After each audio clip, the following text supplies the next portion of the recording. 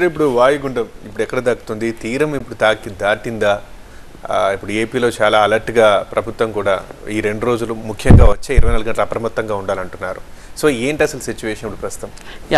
ఈ యొక్క ఎప్పుడైతే ఈ వాయుగుండం తీరాన్ని దాటుతుందో మనకి ఈదుడుగాళ్ళు అనేవి స్పష్టంగా కనిపిస్తుంటాయి. ఈదుడుగాళ్ళు గంటకు సుమారు 45 నుంచి 50 కిలోమీటర్ల వేగంతో ఒక్కొక్కసారి 65 కిలోమీటర్ల వేగంతో కూడా ఇవి వీస్తుంటాయి. పర్టికులర్గా ఇవి కోస్టల్ బెల్ట్ రీజన్స్ ఏవైతే ఉన్నాయో వాటి మీద ప్రభావితం ఎక్కువ ఉంటుంది. రైట్ సార్, అంటే ఎలా ఉండబోతుంది పరిస్థితి? అంటే ముఖ్యంగా కోస్టల్ అంటే ఎక్కడెక్కడ ఏ జిల్లాలో ఏ ప్రాంతాల మీద ఎలా ఉంటుంది అక్కడ? ప్రస్తుతం కనుక చూసుకున్నట్లయితే కోస్తా జిల్లాల్లో కనుక చూసుకున్నట్లయితే విశాఖపట్నం, కళింగపట్నం ఈ యొక్క జిల్లాలకు ఆనుకుని ఉన్నటువంటి ఈవెన్ మన కృష్ణా, ఈవెన్ గుంటూరు, అట్లాగే మనం చూసుకున్నట్లయితే అటు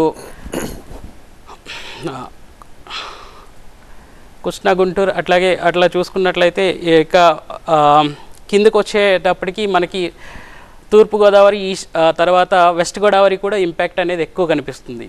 అట్లానే మనకి నార్త్ తెలంగాణ పర్టికులర్గా చూసుకుంటే ఉత్తర తెలంగాణ గానికి ఎక్కువ ఈ యొక్క ప్రభావం అనేది ఎక్కువ కనిపిస్తుంది.